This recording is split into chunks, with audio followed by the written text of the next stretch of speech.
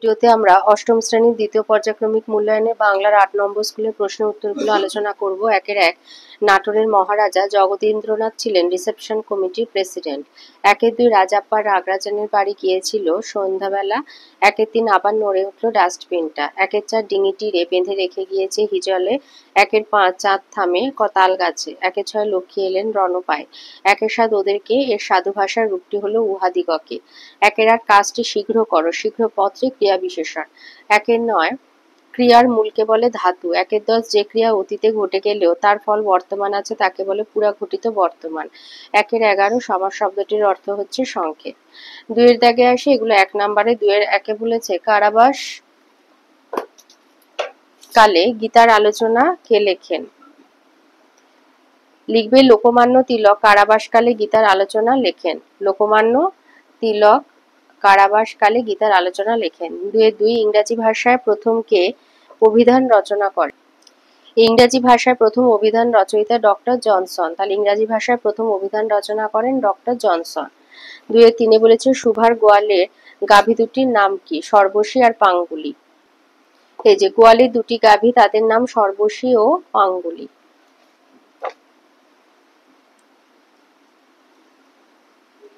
একশো 57 পৃষ্ঠার বইয়ে। দুইয়ের চারে বলেছে শুনে শুনে কান পচে গেল কোন কথা? শুনে শুনে কান পচে গেল, এটা ল্যাংস্টন হিউজের স্বাধীনতা কবিতা থেকে দিয়েছে। এই যে শুনে শুনে কান পচে গেল, সময়ের সবই হবে কাল একটা নতুন দিন। সময়ের সবই হবে কাল একটা নতুন দিন, এই কথাটা শুনে শুনে কান পচে গেল। দুইয়ের পাঁচে বলেছে এবার আনবো মাভৈ বিজয় মন্ত্র, বলহীনের বল। মাভৈ শব্দের অর্থ কি? মাভৈ কথার অর্থ হলো ভয় নেই। মাভৈ কথার অর্থ ভয় নেই। দুইয়ের ছয় দিয়েছে তুমি যদি বদলে দিতে না পারো তাহলে কি হবে?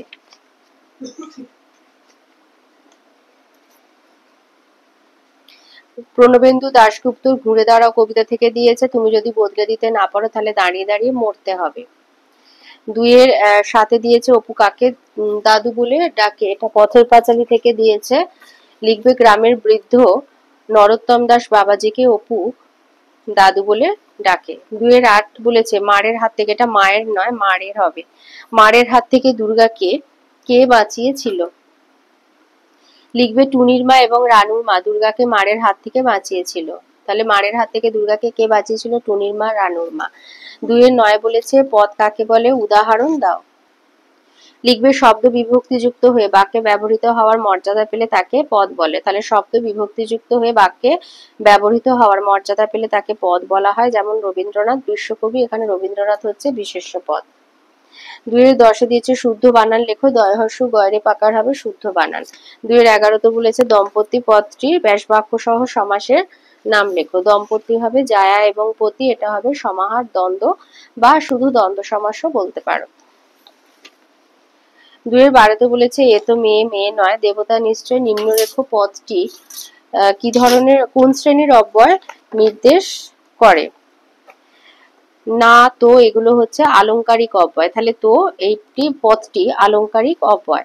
দুইয়ের 13তে দিয়েছে একটি অসমাপিকা ক্রিয়ার উদাহরণ দাও। এই যে সে বাড়ি এসে, এসে হলো অসমাপিকা ক্রিয়া। সালাম মাঠে গিয়ে, গিয়ে হলো অসমাপিকা ক্রিয়া। তিনে আসি, তিনের একে বলেছে মাঝে একটু কটূক্তি করে উঠলো, কটূক্তিটি হুবহু লেখো, মানে এই যে বানানটা আছে এইভাবে লিখতে হবে। তিনের দুই বলেছে নান্টুদা একদিন বলেছিল। নান্টুদা কি বলেছিল? এটা দিয়েছে পরাজয় গল্প থেকে, শান্তিপ্রিয় বন্দ্যোপাধ্যায়ের পরাজয় গল্প থেকে 168 পেজে রয়েছে। এই কথাটা লিখবে নান্টুদা একদিন বলেছিল বার পুজোর দিন ক্লাবের সব থেকে নির্ভরযোগ্য খেলোয়াড়দের মাঠে আনতেই হয়, যাদের আনা হয় না বুঝবি তাদের না হলেও ক্লাবে চলে যাবে, এই কথাটা বলেছিল। চারের একে বলেছে মানুষ পরাধীন হয় কখন? পরাধীন হয় কেন আর কখন, একই উত্তর লিখবে কবি ল্যাংস্টন হিউজ রচিত স্বাধীনতা কবিতায় কবি স্বয়ং বলেছেন মানুষ পরাধীন হয় তখনই যখন বলপূর্বক কোনো মানুষের স্বাধীন সত্তাকে হরণ করে নেওয়া হয়। অনেক সময় দেখা যায় রাজনীতিগতভাবে ক্ষমতা দখল করে মারণাস্ত্রের ভয় দেখিয়ে, মৃত্যুর ভয় দেখিয়ে মানুষের স্বাধীনতা হরণ করে নেওয়া হয়। এতে মানুষের স্বাধীনতা বোধের অপমৃত্যু হয়। তখনই মানুষ অন্যের অধীন হয়ে পড়ে, নিজের উপর আর তার নিজের কোনো নিয়ন্ত্রণ থাকে না। চারে দুয়ে বলেছে সালমাহিনার হিসাব তো নাই। সালমাহিনার হিসাব নাই কেন? লিখবে প্রশ্নোক্ত অংশটি জয় গোস্বামীর মাসি পিসি নামক কবিতা থেকে নেওয়া হয়েছে। সাল অর্থাৎ বছর আর মাহিনা অর্থাৎ মাসের কথা আলোচ্য অংশে বোঝানো হয়েছে। আমাদের সমাজে অত্যন্ত দরিদ্র খেটে খাওয়া মানুষ হলেন মাসি পিসিরা। বলা ভালো যে তারা দিন আনা দিন খাওয়া শ্রেণীর মানুষ। সারা বছরই তাদের একই জীবনাচরণ, প্রতিদিনই রাত থাকতে থাকতে শুরু হয় তাদের জীবন সংগ্রাম। তাই সাল মাস হিসাব করে তাদের দিন কাটে না, বছর বা মাসের প্রতিটা দিনই তাদের কাছে সমান রূপে দেখা দেয়। এই কারণেই কবি বলেছেন যে মাসি পিসিরা সাল মাহিনার হিসাব করে না। 5-এ আসি। 5-এর 1-এ বলেছে দিন নাই রাত নাই সর্বজয়া শুধুই স্বপ্ন দেখে। সর্বজয়া কি স্বপ্ন দেখে? এগুলো হচ্ছে 3 নম্বরের। লিখবে সর্বজয়া স্বপ্ন দেখে যে তার স্বামী হরিহর একটা ভালো চাকরি পাবে, তাদের জীবনে স্বাচ্ছন্দ্য আসবে, তাদের কষ্ট দুর্দশা সব একদিন দূর হয়ে যাবে। 5-এর 2-এ লিখে বলেছে পাকা কঞ্চি অপুর জীবনে এক অদ্ভুত জিনিস, উক্তিটির তাৎপর্য লেখো। যেহেতু 3 নম্বরে সেই জন্য এখান থেকে একটুখানি লিখবে যে বাঁকা কঞ্চি অপুর কাছে এক অদ্ভুত দুর্মূল্য জিনিস। অপু সেই বিশেষ কঞ্চি হাতে নিয়ে সকাল বিকেল বাঁশবনের পথে ঘুরে ঘুরে নিজেকে বিভিন্ন চরিত্র হিসাবে কল্পনা করে। কঞ্চি যত হালকা হয় তার আনন্দ আর কল্পনা যেন ততটাই নৌকার মতো পাল পেয়ে উড়ে চলতে থাকে। তাই এই কঞ্চি অপুর জীবনে এক অদ্ভুত জিনিসই বটে। 6-এর 1-এ বলেছে বাঁধন পড়ে বাঁধন ভয়কে করব মোরা জয়। কেন এই বাঁধন? কারা কিভাবে এই বাঁধন ভয়কে জয় করবে? এগুলো 5 নম্বরের। লিখবে ব্রিটিশ সরকার ভারতের স্বাধীনতাকে হরণ করেছে, তারা ভারতবাসীকে শাসন আর শোষণ করে চলেছে। ভারতীয়রা পরাধীন, তাদের কোনো অধিকার নেই, বরং তাদের আন্দোলন বা বিপ্লবকে স্তব্ধ করতে সক্রিয় ইংরেজ সরকার। তাই ইংরেজ সরকার শিকলের বাঁধনে বাঁধতে চায় ভারতীয়দের। পরাধীন ভারতীয়রা ইংরেজ শাসনে লাঞ্ছিত, তারাই বাঁধন ভয়কে জয় করবে। কবি নজরুল ইসলাম তার শিকলপরা গান কবিতায় এমন প্রত্যয় ব্যক্ত করেছেন যে ইংরেজের কারার বাঁধনে আর বেঁধে রাখা যাবে না ভারতীয়দের। বিপ্লবীগণ মাভৈ মন্ত্রে দীক্ষিত হয়ে আন্দোলনে ঝাঁপিয়ে পড়বে। এই মন্ত্র বলহীনকেও বলবান করে তুলবে। কোনো ভয়েই তারা ভীত হবে না। ভয়ের টুটি তারা চেপে ধরে ভয়হীন হবেন, শঙ্কামুক্ত হৃদয়ে মাতৃমুক্তির ব্রত গ্রহণ করবেন। ইংরেজের তৈরি শৃঙ্খলকে তারা আর ভয় পাবেন না। ওই শৃঙ্খলিত হাত দিয়ে শৃঙ্খল ভাঙার সংকল্প নেবে তারা। ভয় দেখিয়ে সরকার কখনো বিধির শক্তি নাশ করতে পারবে না। বিপ্লবীরা ভয় নামক ভূতকে দমন করবেন, তারা কারাগারে লৌহ কপাট ভেঙে টুকরো টুকরো করে বিজয়কে ছিনিয়ে আনবেন। এমন সংকল্পের শক্তিতেই তারা বাঁধন ভয়কে জয় করবেন বলে কবির বিশ্বাস। 6-এর 2-এ বলেছে লোকটা জানলই না কবিতায় কবি মানব জীবন সম্পর্কে যা বলেছেন তা লেখো। লিখবে যন্ত্র সভ্যতার পেছনে পিষ্ট এক হৃদয়হীন মানুষের কথা তুলে ধরেছেন কবি।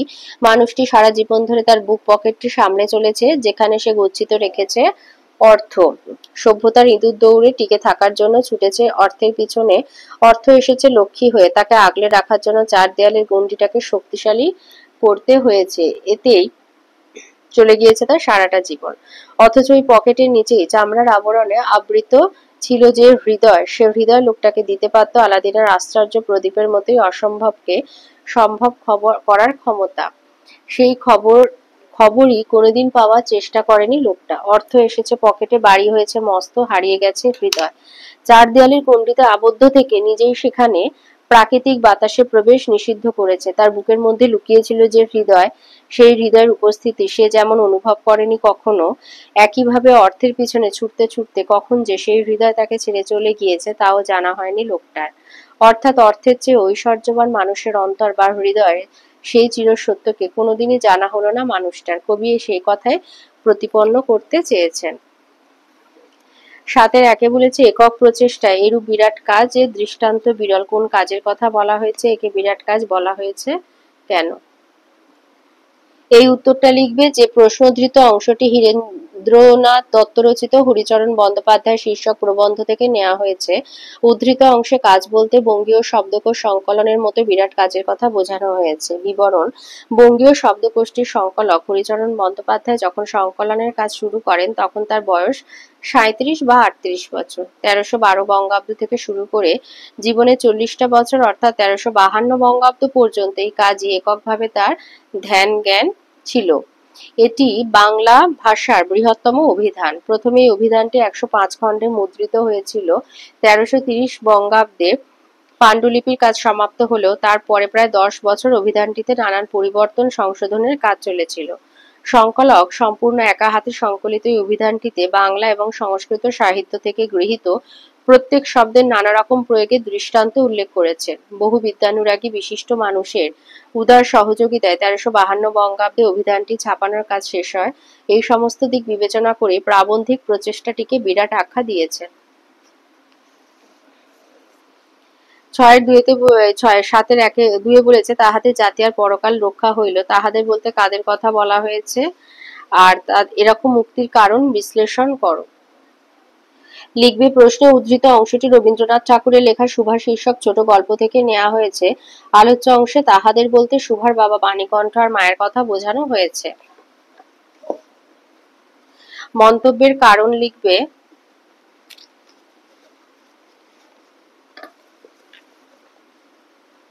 মন্তব্যের কারণ লিখবে যে সুভা ছিল বাবা মায়ের জন্য ভয়ানক দুশ্চিন্তার কারণ। সে বোবা হলেও তার যে অনুভব করার শক্তি রয়েছে সে এই কথাটাই অনেককে বুঝতো না। সুভার সামনেই সবাই তার ভবিষ্যৎ সম্পর্কে দুশ্চিন্তা প্রকাশ করত।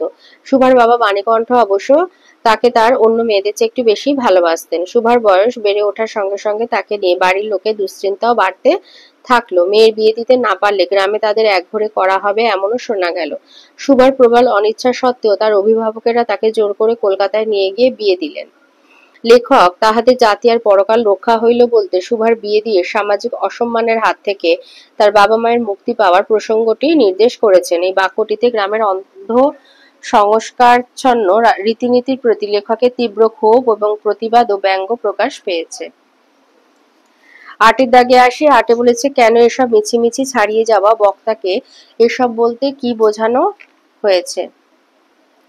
প্রশ্নোক্ত মনোভাবটি ছোটদের পথের পাঁচালী উপন্যাসে প্রাণচঞ্চল বালক অপুর। চড়কের পরের দিন অপুদের বাঁধা ছাদা হচ্ছিল, কারণ পরের দিন দুপুরে আহারাদির পরেই তারা রওনা হবে কাশীর উদ্দেশ্যে। সন্ধ্যার সময় মা গরম গরম পরোটা ভাজছিলেন, কিন্তু অপুর চোখ পড়ে নীলমণি জ্যাঠার ভিটে নারকেল গাছের দিকে, যেখানে জ্যোৎস্নার আলোতে পাতাগুলি চিকচিক করছে। সেদিকে দৃষ্টি পড়তেই দুঃখে অপুর মন পূর্ণ হয়ে ওঠে। এতদিন নতুন দেশে যাওয়ার খুব উৎসাহ দেখিয়েছে, কিন্তু যাওয়ার সময় যতই কাছে আসতে লাগলো আসন্ন বিরহের ব্যথা ততই অপুর মনকে বেদনাতুর করে তুলতে লাগলো। নিশ্চিন্তপুরের বাঁশবন, সলতেখাগির আমবাগান, নদীর ধার, দিদির সঙ্গে চড়ুইভাতি করা স্থানকে সে কতই না ভালোবাসে। এমন নারকেল গাছের সারি, জ্যোৎস্নালোকিত পাতার এমন সৌন্দর্য, দিদির সঙ্গে 10-25 খেলার স্থান আর কোথায় সে পাবে? যেখানে যাচ্ছে সেখানে কি রেল খেলতে পারবে? আম কুড়োতে বা নৌকা বাইতে পারবে? কদমতলার ঘাট, রানু দিদি, সোনাডাঙ্গার মাঠ তাকে নিবিড়ভাবে কাছে টানতে লাগলো। এমন পরিস্থিতিতেই অপুর মনে হয়েছে এই তো বেশ ছিল তাহারা, কেন মিছিমিছি ছাড়িয়া যাওয়া? 8-এ 2-এ বলেছে, এরূপ অপরূপ বসন্তের দৃশ্য অপু জীবনে প্রথম দেখিল। বসন্ত দৃশ্যটির বর্ণনা দাও। হিরু গাড়োয়ানের গাড়িতে অপু বাবা মায়ের সঙ্গে নিশ্চিন্দিপুর ছেড়ে চলে যাচ্ছিল। পড়ন্ত রোদে তাদের গাড়ি সোনাডাঙ্গার মাঠ পেরোচ্ছিল। মাঠের এখানে ওখানে বনঝোপ, শিমুল, বাবলার খেজুর গাছ। চারিদিকে শোনা যাচ্ছে পাপিয়ার বউ কথাকাও ডাক। বিরাট মাটির মাথার উপরে তিসির ফুলের মতো রঙের ঘন নীল আকাশ উপুর হয়ে পড়েছে। সবুজ ঘাসে মোড়া মাঠটির কোথাও চাষবাসের চিহ্ন নেই, শুধু গাছপালার সবুজ রং ছেয়ে গেছে। সামনে চওড়া মাটির রাস্তাটা দেখে মনে হয় যেন উদাস বাউল। মাঠ পেরিয়ে তাদের সামনে পড়ল মধুখালীর বিল। প্রাচীনকালে শুকিয়ে যাওয়া নদী এই মধুখালীর বিলে ফুটে আছে অজস্র পদ্ম ফুল। অপু গাড়িতে বসে মাঠ ও চারধারের অপূর্ব আকাশের রংটা দেখছিল। বসন্ত যেন চৈত্র বৈশাখের মাঠ, বন, বাগানকে অদ্ভুত আনন্দে ভরিয়ে তুলেছে। কোকিলের এলোমেলো ডাকে, নাগকেশর ফুলের ভারে, বনফুলের গন্ধে ভরা জ্যোৎস্না রাতে দক্ষিণা বাতাসে বসন্ত যেন আনন্দ নৃত্য শুরু করেছে। অপু বসন্তের এমন অপরূপ রূপ জীবনে যেন প্রথমবার দেখল। 9-এর দাগে বলেছে, তুমি শারীরিক অসুস্থতার কারণে 3 দিন বিদ্যালয়ে উপস্থিত হতে পারোনি। শ্রেণী শিক্ষকের কাছে একটা দরখাস্ত লিখতে বলেছে। তো আমি